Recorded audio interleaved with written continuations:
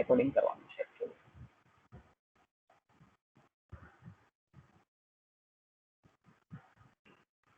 તો જો આજે જે આપણે ટોપિક ભણવાના છીએ that is સેશન. સેશન કેવી રીતના મેનેજ કરવાનું? તો સૌથી પહેલા તો આપણને એ ખબર હોવી જોઈએ કે what do we mean by session. તમને અગેન આપણે એક સેમ ક્લાયન્ટ સર્વર નું જે ઇન્ટરેક્શન છે એ ડાયાગ્રામ આપણે અહીંયા ડિસ્કસ કરીએ. Suppose this is our client system અથવા તો ક્લાયન્ટ આપણું ક્લાયન્ટ છે અહીંયા.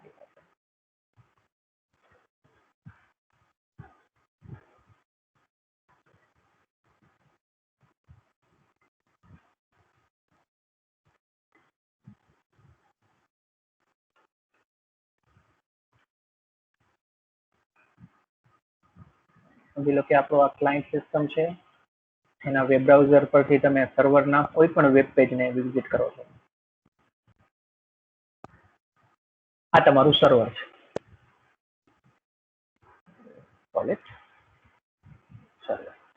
જો આપણે જે પણ અત્યારે વેબ બ્રાઉઝરની મદદથી વેબસાઇટને વિઝિટ કરતા હોઈએ તો જો આ સર્વર પર તો ઘણા બધા વેબ પેજ હોઈ શકે.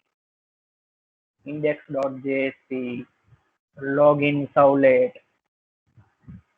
user homepage servlet,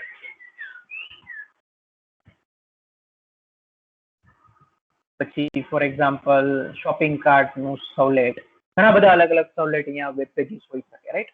તો જ્યારે પણ તમે આપણા ક્લાયન્ટ પરથી કોઈ પણ વેબસાઇટને વિઝિટ કરો છો, આ સર્વરના કોઈ પણ વેબ પેજને વિઝિટ કરો છો, તમે યુઆરએલ લખશો, રાઈટ?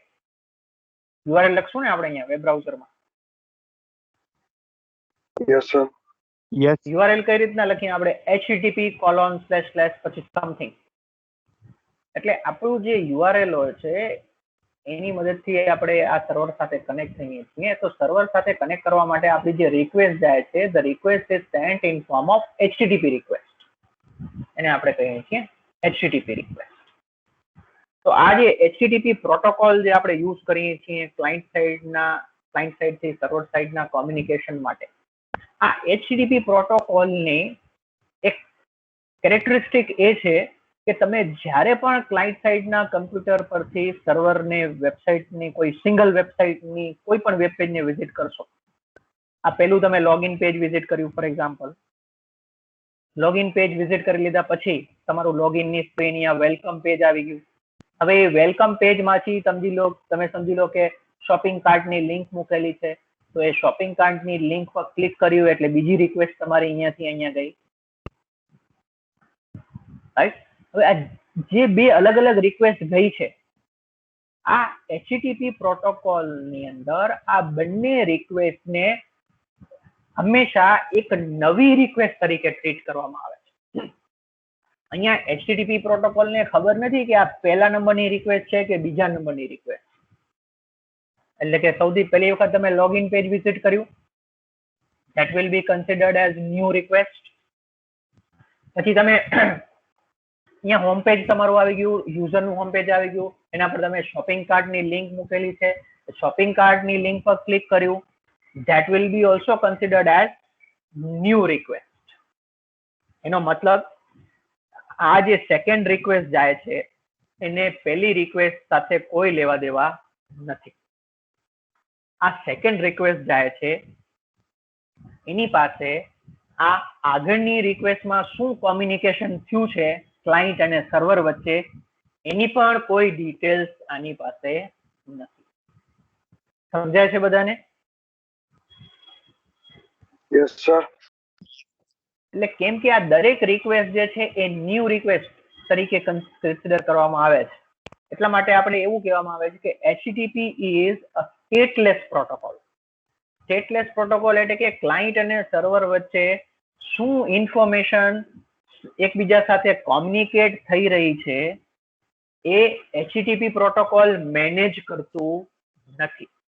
એ કોઈ ઇન્ફોર્મેશન પોતે સેવ કરીને રાખશે નહીં કે ભાઈ આ બીજા નંબરની રિક્વેસ્ટ ગઈ આ ક્લાયન્ટ પરથી આ સર્વર પર અને આગળની રિક્વેસ્ટમાં આ ઇન્ફોર્મેશન જે છે એ લોગિન યુઝરનેમ પાસવર્ડ અહીંયા સ્ટોર થયેલા હતા, એવી કોઈ જ ઇન્ફોર્મેશન HTTP પ્રોટોકોલ જે છે એની મદદથી સેવ કરી શકાતી નથી.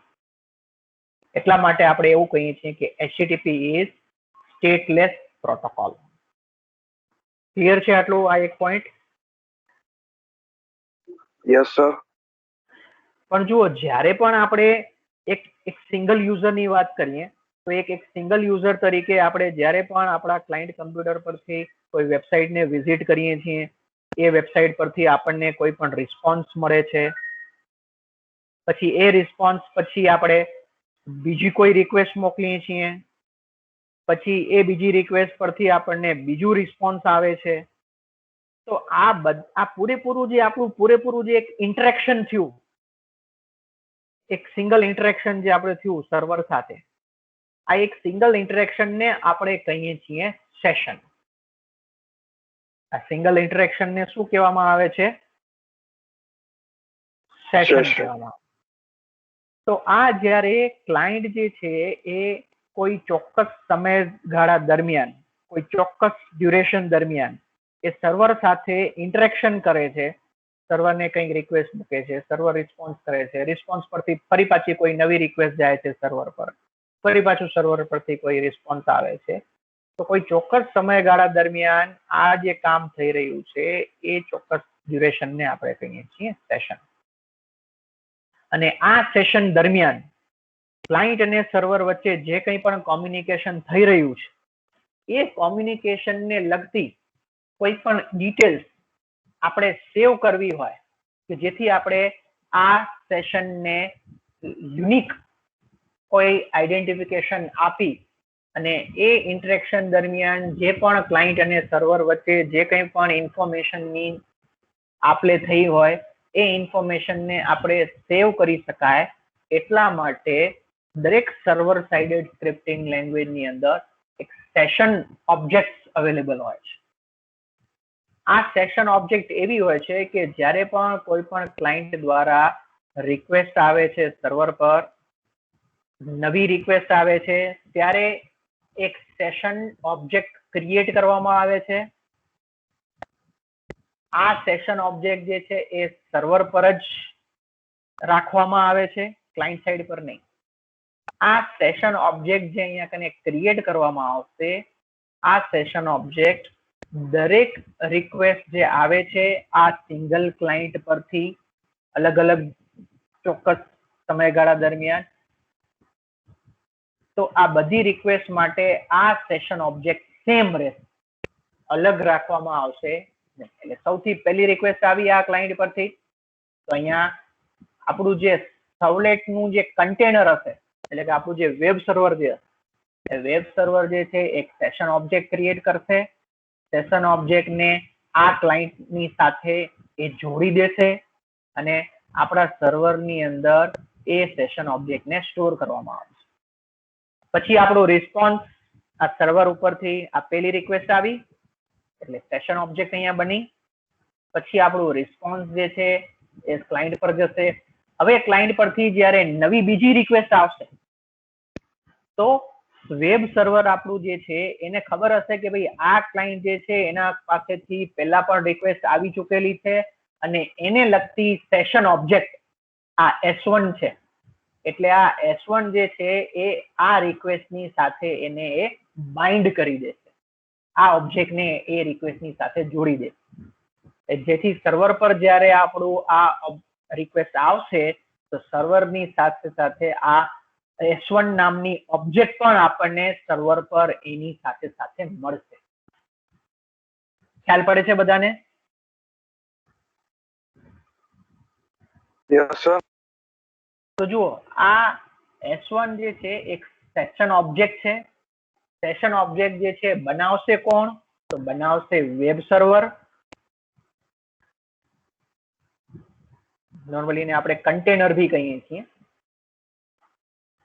તો વેબ કન્ટેનર જે છે એટલે જેવી ક્લાયન્ટ પરથી નવી રિક્વેસ્ટ આવી, વેબ કન્ટેનર જે છે એના માટેની એક સેશન ઓબ્જેક્ટ બનાવી દેશે અને એને આ ક્લાયન્ટ સાથે બાઇન્ડ કરી નાખશે. એટલે કે હવે આ ક્લાયન્ટ પરથી જે પણ રિક્વેસ્ટ આવશે એની સાથે આ સેશન ઓબ્જેક્ટ એટેચ થઈ જશે અને પછી જ એ આપણી જે ઓબ્જેક્ટ છે એ આપણા સર્વલેટ ની અંદર પહોંચશે. એટલે જ્યારે આપણા સર્વલેટ ની અંદર પહોંચશે, આ પહેલી રિક્વેસ્ટ આવી તો S1 નામની ઓબ્જેક્ટ ની સાથે અહીંયા આવશે. બીજી રિક્વેસ્ટ આવી તો એની સાથે બી બીજી રિક્વેસ્ટ ની સાથે બી આ S1 નામની ઓબ્જેક્ટ આપણા સર્વલેટના કોડિંગ ની અંદર અવેલેબલ થઈ જાય. એટલે આપણે કંઈ પણ યુઝફુલ ઇન્ફોર્મેશન સ્ટોર કરવી હોય, આ ક્લાયન્ટ સાથે આપણું જે કોમ્યુનિકેશન થઈ રહ્યું છે એના માટેની, તો એ ઇન્ફોર્મેશન આપણે આ સેશન ઓબ્જેક્ટ ની અંદર આપણે સ્ટોર કરાવી શકાય, કે જેથી જ્યારે બી આ ક્લાયન્ટ પરથી કોઈ રિક્વેસ્ટ આવે તો આ ક્લાયન્ટ ને લગતી ઇન્ફોર્મેશન આ સેશન ઓબ્જેક્ટ ની અંદર સ્ટોર થયેલી હશે. એ ઇન્ફોર્મેશન ને આપણે આપણા સર્વલેટ ની અંદર યુઝ કરી શકીશું. આ ઇન્ફોર્મેશન છે એ કોઈ સેન્સિટિવ ઇન્ફોર્મેશન બી હોઈ શકે છે, ફોર એક્ઝામ્પલ યુઝર નેમ અથવા બીજી કોઈ પણ ડિટેલ્સ, કેમ કે આ સેશન ઓબ્જેક્ટ સર્વર સાઇડ પર સ્ટોર થશે. જો આ ઓબ્જેક્ટ સ્ટોર ક્યાં થશે? સર્વર સાઇડ પર, ક્લાયન્ટ સાઇડ પર નહીં, સર્વર સાઇડ પર સ્ટોર થશે. અને આપણું વેબ સર્વર જ, આપણું જે વેબ સર્વર છે એ વેબ સર્વર જ આ સેશન ઓબ્જેક્ટ ને મેનેજ કરે છે. ક્લિયર છે આટલું બધાને? Yes sir. Yes sir. અને જેવું આ ક્લાયન્ટ સાઇડના કમ્પ્યુટર પર યુઝરે ફોર એક્ઝામ્પલ વેબ બ્રાઉઝર બંધ કરી દીધું, વેબ બ્રાઉઝર બંધ કરી દીધું એટલે હવે કોઈ પણ નવી રિક્વેસ્ટ જે આવશે આ ક્લાયન્ટ પરથી, એટલે આ સેશન ઓબ્જેક્ટ હવે અવેલેબલ નહીં રહે. આ સેશન ઓબ્જેક્ટ જે છે એને રિમૂવ કરી નાખવામાં આવશે.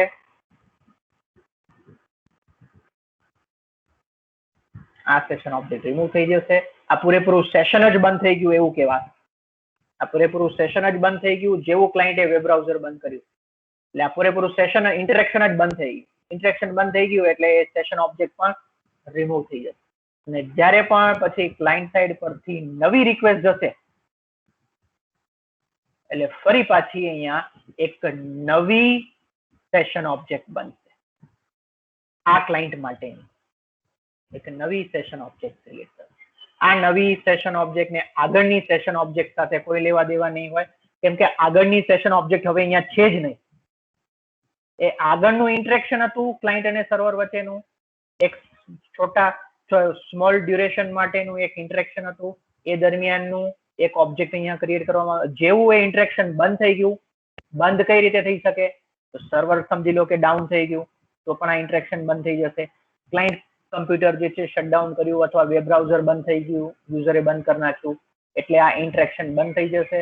અને જેવું ઇન્ટરેક્શન જે છે આ ઇન્ટરેક્શન બંધ થઈ ગયું, જેવું આ ઇન્ટરેક્શન બંધ થઈ ગયું એટલે આપણે હવે આ સેશન ઓબ્જેક્ટ અવેલેબલ રહેશે. સમજાણું બધાને શું છે સેશન ઓબ્જેક્ટ? Yes sir. તો આ સેશન ઓબ્જેક્ટ નો ઉપયોગ આપણે કરી શકીએ છીએ સર્વર સાઇડ પર યુઝફુલ ઇન્ફોર્મેશન સ્ટોર કરવા માટે, કે જે સર્વર સાઇડ પર આપણે જરૂરી હોય અને ક્લાયન્ટ સાઇડ પર સ્ટોર ન કરી શકાતી હોય. જેમ હમણાં જ આપણે જે એક્ઝામ્પલ લીધું user name you can store within session object. આ સેશન ઓબ્જેક્ટ આપણે બનાવવાની નથી. આ સેશન ઓબ્જેક્ટ જે છે એ ઓટોમેટિકલી બની જશે whenever client sends a request. જ્યારે પણ ક્લાયન્ટ પરથી સર્વર પર રિક્વેસ્ટ આવશે ત્યારે સેશન ઓબ્જેક્ટ બની જશે. સૌથી પહેલી રિક્વેસ્ટ હશે આ, તો એક નવી સેશન ઓબ્જેક્ટ બનશે. અને જો કદાચ એ જ ઇન્ટરેક્શન દરમિયાન બીજી રિક્વેસ્ટ આવી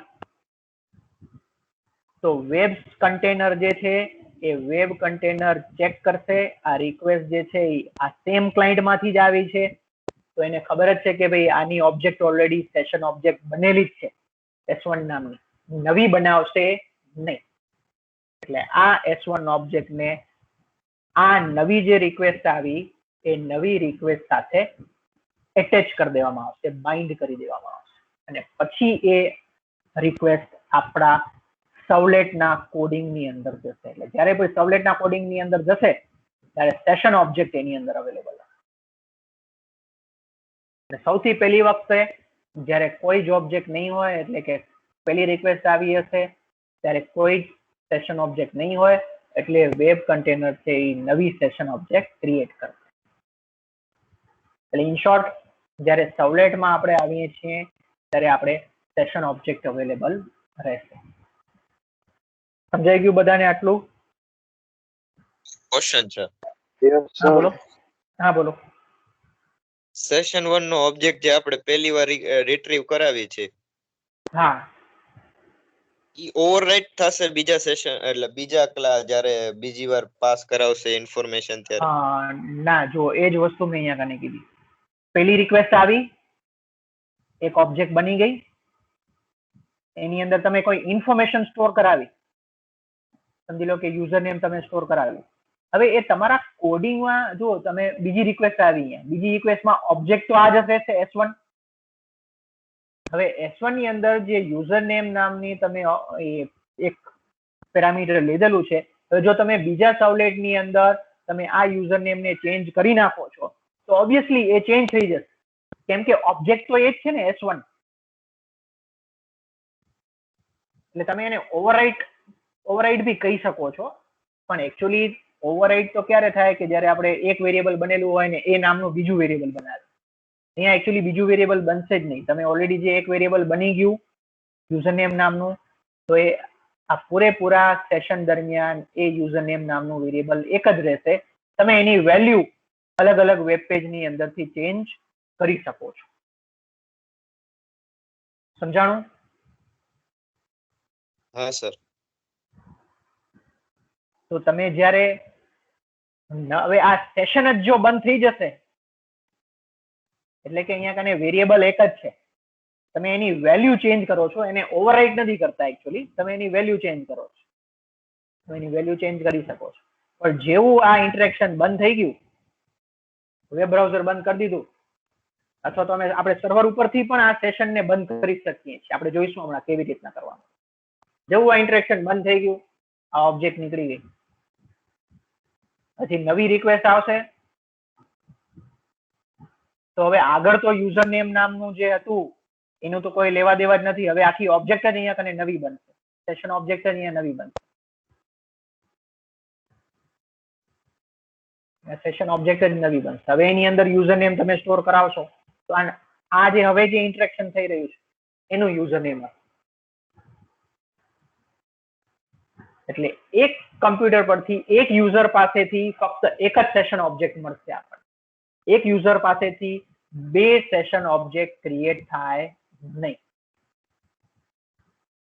બે સેશન ઓબ્જેક્ટ ક્યારે ક્રિએટ થશે નહીં, એક જ યુઝર માટેની. ખ્યાલ આવ્યું બધાને? Yes, sir. Yes, sir. તો હવે આનો ઉપયોગ આપણે કેવી રીતના કરવાનો? આ સેશન ઓબ્જેક્ટ જે અહીંયા કને બને છે, સેશન ઓબ્જેક્ટ પહેલા તો આપણે બનાવવાની નથી, web container automatically session object બનાવશે. આપણે ફક્ત આ ઓબ્જેક્ટની અંદર કેટલાક પેરામીટર સ્ટોર કરાવી શકીએ છીએ એની વેલ્યુઝની સાથે. એને આપણે અહીંયા એટ્રીબ્યુટ્સ કહીએ છીએ. પેરામીટર શબ્દ યુઝ નથી કરતા એના માટે શબ્દ યુઝ કરીએ છીએ એટ્રીબ્યુટ. સિમ્પલ શબ્દોમાં કહીએ તો આપણે આ સેશન ઓબ્જેક્ટની અંદર આપણા પોતાના કેટલાક વેરિયેબલ તમે બનાવી શકશો એની અંદર, અને એની અંદર કંઈક વેલ્યુ મૂકી શકશો તમે. 1, 2, 3 જેટલા પણ તમારે વેરિયેબલ્સ બનાવવા હોય એને આપણે એટ્રીબ્યુટ્સ કહીશું. તો મલ્ટિપલ એટ્રીબ્યુટ્સ આપણે અહીંયા બનાવી એની અંદર વેલ્યુ મૂકીશું. અને આ જે પણ ઇન્ટરેક્શન થાય છે ક્લાયન્ટનું સર્વરની સાથે, આ પૂરેપૂરું ઇન્ટરેક્શન જે છે એના માટે એક સિંગલ સેશન ઓબ્જેક્ટ હશે, એનું એક યુનિક આઈડેન્ટિફિકેશન નંબર બી હશે. આ જે સેશન જે આખું બને છે એનું એક યુનિક આઈડેન્ટિફિકેશન નંબર બી અહીંયા સ્ટોર થતું હોય છે. એ આ સેશન ઓબ્જેક્ટની અંદર જ સ્ટોર થતું હોય છે. એટલે આ જ ટાઈમે જ્યારે સોરી સર્વર ઉપર થશે ને બધું? આ બધું સર્વર પર થશે. હવે સમજી લો કે આ પેલું ક્લાયન્ટ અહીંયા રિક્વેસ્ટ મોકલી, એ જ ટાઈમે બીજું કોઈ ક્લાયન્ટ છે, સેકન્ડ ક્લાયન્ટ, એને રિક્વેસ્ટ મોકલી, સેકન્ડ ક્લાયન્ટ પરથી રિક્વેસ્ટ આવી. આ સર્વર પર. તો વેબ કન્ટેનર શું કરશે? આ ક્લાયન્ટમાંથી જે રિક્વેસ્ટ આવી એ ક્લાયન્ટ માટેની એક અલગ સેશન ઓબ્જેક્ટ બનશે. એને આ સેશન ઓબ્જેક્ટ સાથે કોઈ લેવા દેવા નથી. અહીંયા આની એક અલગ સેશન ઓબ્જેક્ટ બનશે. Let's call it S2. Let's call this S1. અને આ દરેક જે ઓબ્જેક્ટ બને છે એ દરેક ઓબ્જેક્ટના યુનિક નંબર હોય છે. એ વેબ સર્વર પોતે મેન્ટેન કરે છે. એટલે વેબ સર્વર યાદ રાખે છે કે આ S1 છે એ આ પેલા ક્લાયન્ટમાંથી આવેલી છે, પછી આ S2 છે તો એ બીજા ક્લાયન્ટની જે રિક્વેસ્ટ આવી એના પરથી બનેલી સેશન ઓબ્જેક્ટ છે. એટલે જો આપણે આ બીજા ક્લાયન્ટ પરથી કોઈ પણ આપણે આપણું સર્વલેટનું વેબ પેજ એક્સેસ કરશું તો એ સર્વલેટના વેબ પેજમાં આ S2 ઓબ્જેક્ટ જે છે એ જશે. પેલા ક્લાયન્ટની સેશન ઓબ્જેક્ટ જશે નહીં. એટલે કે જ્યારે આપણા સર્વરનું સર્વલેટ એક્ઝિક્યુટ થશે તો એ સર્વલેટને ક્લાયન્ટ વાઇઝ પેલા ક્લાયન્ટ પરથી રિક્વેસ્ટ આવી હશે તો એ ક્લાયન્ટની જ સેશન ઓબ્જેક્ટ મળશે. બીજા ક્લાયન્ટ પરથી ઇન્ફોર્મેશન આવેલી હશે તો એ ક્લાયન્ટની સેશન ઓબ્જેક્ટ મળશે. અહીંયા બી યુઝર નેમ નામનું વેરિયેબલ હોઈ શકે, અહીંયા બી યુઝર નેમ નામનું વેરિયેબલ હોઈ શકે, પણ આ બંને યુઝર નેમ વેરિયેબલ અલગ અલગ ક્લાયન્ટના હશે. ખ્યાલ પડે છે હવે? Yes Yes, sir. sir. એનો મતલબ એ સેશન ઓબ્જેક્ટ એક નહીં હોય, એ ધ્યાન રાખજો. દરેક ક્લાયન્ટના ઇન્ટરેક્શન માટે સેશન માટે અલગ અલગ સેશન ઓબ્જેક્ટ હશે જેમાં એ ક્લાયન્ટની ઇન્ફોર્મેશન જ સ્ટોર થશે. એ જે ક્લાયન્ટ હશે એનું ઓબ્જેક્ટની ઇન્ફોર્મેશન આ S1 માં, પેલું ક્લાયન્ટ છે તો S1 માં, બીજું ક્લાયન્ટ છે એની બધી ઇન્ફોર્મેશન S2 માં. એવી રીતે 1000 ક્લાયન્ટ હશે તો અહીંયા 1000 સેશન ઓબ્જેક્ટ બનશે. દરેક ક્લાયન્ટ માટે અલગ અલગ, દરેક ક્લાયન્ટના ઇન્ટરેક્શન માટે અલગ. અને જેવું એ ક્લાયન્ટનું ઇન્ટરેક્શન બંધ થઈ ગયું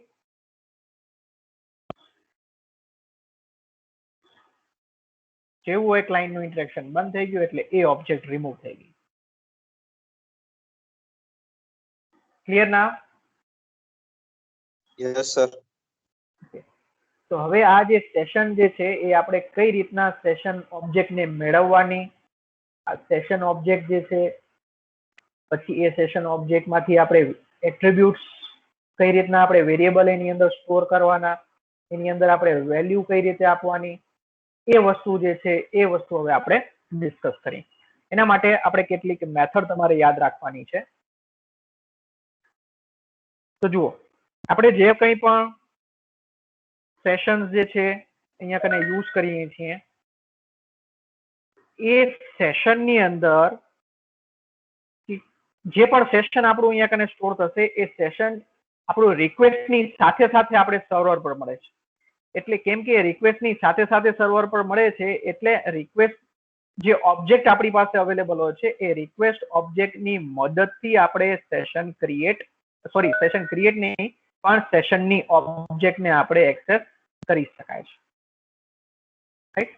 તો એના માટે આપણી જે HTTP સર્વલેટ રિક્વેસ્ટ નામની જે ઓબ્જેક્ટ આપણને મળી છે આ ઓબ્જેક્ટની અંદર એક મેથડ અવેલેબલ છે. મેથડનું નામ છે get session. આ get session નામની મેથડની મદદથી આપણે શું કરી શકીએ છીએ? સેશન ઓબ્જેક્ટ આપણે જોયું ને હમણાં સેશન ઓબ્જેક્ટ અવેલેબલ હોય છે. એ સેશન ઓબ્જેક્ટ છે એ સેશન ઓબ્જેક્ટને આપણે રિટ્રીવ કરી શકીએ છીએ. સેશન ઓબ્જેક્ટને આપણે રિટ્રીવ કરી શકીએ છીએ એટલે જેમ આપણે અહીંયા કને બધું આ સેશન ઓબ્જેક્ટ બનશે ને એ ઓબ્જેક્ટને આપણે આપણા સર્વલેટના કોડિંગની અંદર એક્સેસ કરી શકીએ છીએ આ get session નામની મેથડની મદદથી. આ get session નામની જે મેથડ છે એનું બીજું પણ એક સિન્ટેક્સ છે. get session બ્રેકેટમાં આપણે બુલિયન વેલ્યુ પાસ કરીએ છીએ. જો આ બુલિયન વેલ્યુ ટ્રુ હશે એટલે કે આપણું જે સેશન જે છે એ કરંટ સેશન અવેલેબલ નહીં હોય તો નવું સેશન ઓબ્જેક્ટ ક્રિએટ કરવામાં આવશે. બાય ડિફોલ્ટ આ જે મેથડ જે છે એ બી એ જ કામ કરે છે. બાય ડિફોલ્ટ જો સેશન ઓબ્જેક્ટ નહીં હોય તો નવી સેશન ઓબ્જેક્ટ ક્રિએટ થઈ અને પછી આપણને મળે. પણ જો તમે અહીંયા ફોલ્સ વેલ્યુ પાસ કરેલી હશે, ફોલ્સ અહીંયા પાસ કરેલું હશે, તો આનો મતલબ એ થયો કે જો સેશન ઓબ્જેક્ટ અવેલેબલ હોય અહીંયા તો આપણને મળશે, અને જો સેશન ઓબ્જેક્ટ અવેલેબલ નહીં હોય તો નવી ક્રિએટ થશે નહીં, જો આપણે ફોલ્સ અહીંયા વેલ્યુ પાસ કરીશું તો. એટલે ક્યારેક આપણને એવી જરૂર હોય કે ભાઈ આપણે ચેક કરવું હોય કે ઓલરેડી ઇન્ટરેક્શન ક્લાયન્ટનું ચાલુ છે કે નહીં, તો એના માટે તમે આ મેથડને યુઝ કરી શકો. સેશન ઓબ્જેક્ટ ચેક કરવા માટે કે સેશન ઓબ્જેક્ટ ઓલરેડી અવેલેબલ છે કે નહીં. આપણે એને ક્રિએટ નથી કરવી, કે જો અવેલેબલ હોય તો આપણે એને મેળવવી છે, નવી ક્રિએટ નથી કરવી, ત્યારે તમારે ફોલ્સ વેલ્યુને પાસ કરવી. અધરવાઇઝ આપણે હંમેશા આ ગેટ સેશન નામની મેથડ જ યુઝ કરીશું સેશન ઓબ્જેક્ટ ક્રિએટ કરવા માટે. ક્રિએટ ઓટોમેટિકલી થઈ જશે. ક્રિએટ જો નહીં કરેલી હોય તો ક્રિએટ થઈ અને આપણને સેશન ઓબ્જેક્ટ આપણી મળી જશે. અને એના માટેનું આ જે ક્લાસ છે એ ક્લાસનું નામ છે HTTP સેશન. આ કયા ક્લાસની ઓબ્જેક્ટ મળશે આપણને? HTTP સેશન નામની ઓબ્જેક્ટ. ક્લિયર છે આ પહેલી method get session? Yes sir. આનો ઉપયોગ કેવી રીતના કરવાનો આપણે હમણાં જ એક એક્ઝામ્પલ થી જોઈશું. નેક્સ્ટ મેથડ જે છે આ બધી મેથડ આ HTTP સેશન. કેટલીક મેથડ જે છે જો તમે રિક્વેસ્ટ ઓબ્જેક્ટ ની મદદથી મેળવશો, કેટલીક મેથડ જે અહીંયા કને હું ડિસ્કસ કરીશ એ HTTP સેશન જે ઓબ્જેક્ટ મળી ગઈ આપણને તો એ ઓબ્જેક્ટ ની મદદથી આપણે એ મેથડને કોલ કરશું. આવી જ એક મેથડ છે, મેથડનું નામ છે સ્ટ્રિંગ વેલ્યુ રિટર્ન કરશે અને name of the method is get ID. દરેક સેશન ઓબ્જેક્ટ નું મેં તમને અહીંયા સમજાવ્યું કે દરેક સેશન ઓબ્જેક્ટ જે બને છે એનું યુનિક આઈડેન્ટિફિકેશન નંબર હોય છે. યુનિક આઈડી આપણને મળશે આ મેથડની મદદથી. ભલે આની આપણે કઈ વધારે ખાસ જરૂર નથી, પણ આપણને ખ્યાલ હોવી જોઈએ કે આ યુનિક આઈડી અવેલેબલ હોય છે. આ સિવાય બીજી પણ કેટલીક મેથડ અવેલેબલ છે. એ મેથડના નામ આપણે જોઈ લઈએ, મેથડ ડિસ્કસ કરી લઈએ. આપણે જ્યારે જરૂર હોય ત્યારે આપણે એને યુઝ કરી શકીએ છીએ. ગેટ ક્રિએશન ટાઈમ, કે સેશન ક્યારે ક્રિએટ થયું એક્ઝેક્ટ ટાઈમ આપણને મળી શકે. એ ટાઈમ જે છે એ લોંગ વેલ્યુના ફોર્મેટમાં હોય છે. પછી ડેટ ટાઈમ કન્વર્ઝન આનું કરી અને તમે એક્ઝેક્ટ એને ડેટ અને ટાઈમના ફોર્મેટમાં કન્વર્ટ કરી શકો છો. એટલે આ સેશન ક્યારે ચાલુ થયું, સેશન ઓબ્જેક્ટ ક્યારે બની એ પણ તમને ખબર પડી શકે આ મેથડની મદદ. એટલું જ નહીં, સેશન ચાલુ હતું, એક કરતા વધારે રિક્વેસ્ટ આવેલી હશે ક્લાયન્ટ સાઈડ પરથી, તો ત્યારે છેલ્લી રિક્વેસ્ટ ક્યારે આવેલી એટલે કે ગેટ લાસ્ટ એક્સેસ ટાઈમ. તો લાસ્ટ એક્સેસ ટાઈમ પણ તમને મળી શકે કે છેલ્લે આ સેશન ઓબ્જેક્ટને ક્યારે એક્સેસ કરવામાં આવેલી હતી, એટલે કે છેલ્લે ક્લાયન્ટ સાઈડ પરથી રિક્વેસ્ટ ક્યારે આવેલી હતી એ પણ તમને અહીંયા ડેટ અને ટાઈમ મળી શકે છે. આ ત્રણેય મેથડ તમે આ સેશન ઓબ્જેક્ટની મદદથી, HTTP સેશન ઓબ્જેક્ટની મદદથી તમે આ ત્રણ મેથડને એક્સેસ કરી શકશો.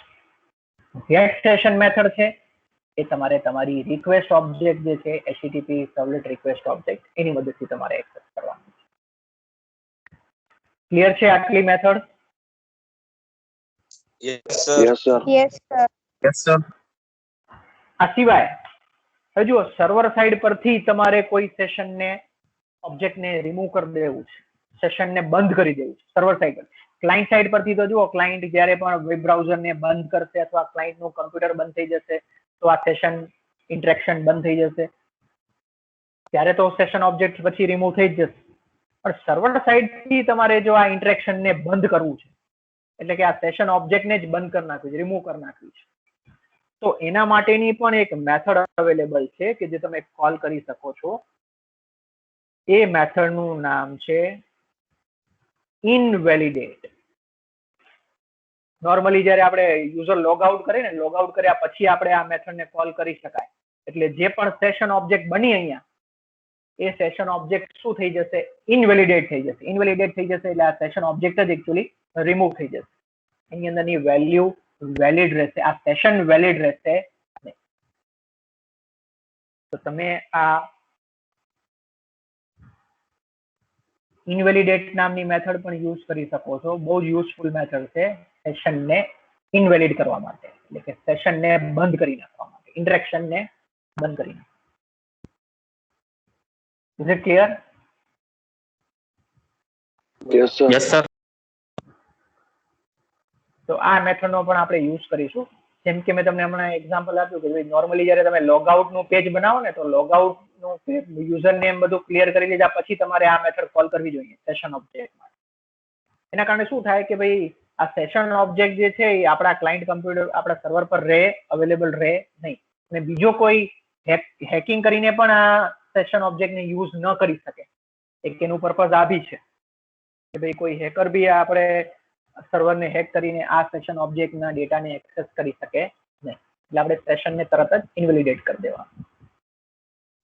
આ સિવાય આ સેશનની અંદર સેશન ઓબ્જેક્ટ જે છે એ સેશન ઓબ્જેક્ટની અંદર જ્યારે બી આપણે કોઈ વેલ્યુ સ્ટોર કરાવવી હોય, કોઈ વેરિયેબલ સ્ટોર કરવા હોય, તો એના માટે આપણી પાસે મેથડ અવેલેબલ છે. The name of the method is set attribute. આ સેટ એટ્રીબ્યુટ નામની જે મેથડ છે એ સેટ એટ્રીબ્યુટ નામની મેથડની અંદર તમારે બે પેરામીટર પાસ કરવાના છે. એક એટ્રીબ્યુટ નું નામ. એટ્રીબ્યુટ એટલે કંઈ નહીં, તમારે એવું યાદ રાખવાનું કે વેરિયેબલ, તમે એક વેરિયેબલ આમાં સેશન ઓબ્જેક્ટ ની અંદર સ્ટોર કરાવીને રાખી શકો, એક પેરામીટર સ્ટોર કરાવીને રાખી શકો, અને એની વેલ્યુ જે બી વેલ્યુ તમારે આપવી.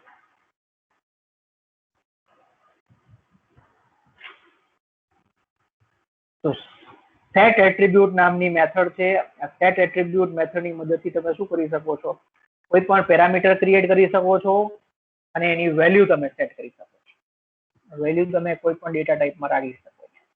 નામ છે એ સ્ટ્રિંગના ફોર્મમાં. પછી આવી જ રીતે આ સર્વર સાઇડ પર આ સર્વલેટની અંદર મારે કોઈ વેરિયેબલ, કોઈ એટ્રીબ્યુટ ઓલરેડી આ સેશન ઓબ્જેક્ટની અંદર છે, એની વેલ્યુ મારે મેળવવી છે. તો એના માટે આનાથી ઉલટી મેથડ આપણે યુઝ કરવાની છે. Name of the method is get attribute, અને બ્રેકેટમાં તમારે પાસ કરવાનું છે એટ્રીબ્યુટ નું નામ. કેમ ગેટ પેરામીટર હતું એના જેવું જ. આ ગેટ એટ્રીબ્યુટ એટલે તમે જે કંઈ પણ આવા એટ્રીબ્યુટ છે, વેરિયેબલ છે, એની વેલ્યુ એક્સેસ કરવા માંગો છો. તમે ધ્યાનથી જુઓ તો આ મેથડ જે આપણને રિટર્ન શું કરે છે, એની રિટર્ન ટાઈપ શું છે? Object. ઓબ્જેક્ટ છે એની રિટર્ન ટાઈપ. એટલે તમારે અહીંયા ટાઈપ કન્વર્ઝન કરવાની જરૂર પડશે. એને કોઈ ચોક્કસ વેલ્યુ, સ્ટ્રિંગ વેલ્યુ હોય તો આગળ સ્ટ્રિંગ લખીને એનો ટાઈપ કન્વર્ઝન કરવાનું. ઇન્ટીજર વેલ્યુ હોય તો INT લખીને એનું ટાઈપ કન્વર્ઝન. જેમ કે તમે ટાઈપ કાસ્ટિંગ કરીએ છીએ આપણે જાવાની અંદર, સેમ એજ ટાઈપ કાસ્ટિંગ તમારે અહીંયા યુઝ કરવાનું, એને એપ્રોપ્રિએટ ડેટા ટાઈપની વેલ્યુ રિટ્રીવ કરવા માટે. તો આટલી મેથડ્સ અવેલેબલ છે આપણા HTTP સેશન ઓબ્જેક્ટની અંદર, જે આપણે યુઝ કરીશું. અને સેશન ઓબ્જેક્ટ મેળવવા માટે સૌથી પહેલી આ મેથડ યુઝ કરીશું, ગેટ સેશન HTTP સર્વલેટ રિક્વેસ્ટ ઓબ્જેક્ટમાંથી. આપણી રિક્વેસ્ટ ઓબ્જેક્ટમાંથી આ મેથડ યુઝ કરીશું. ક્લિયર છે આટલું બધાને? Yes, sir. Yes sir. તો આજે આપણે આટલું ડિસ્કસ કરીએ છીએ. નેક્સ્ટ સેશનની અંદર આપણે આનું એક્ઝામ્પલ લઈશું કે આ HTTP સેશન આપણે જે આટલી મેથડ બધી ડિસ્કસ કરી, આ મેથડ્સ આપણે કેટલીક યુઝ કરીશું આમાંથી, અને આપણે જે લોગિનનું જે એક્ઝામ્પલ લીધેલું છે એ જ લોગિનનું એક્ઝામ્પલ હવે આપણે આ HTTP સેશન ઓબ્જેક્ટની મદદથી કરીશું.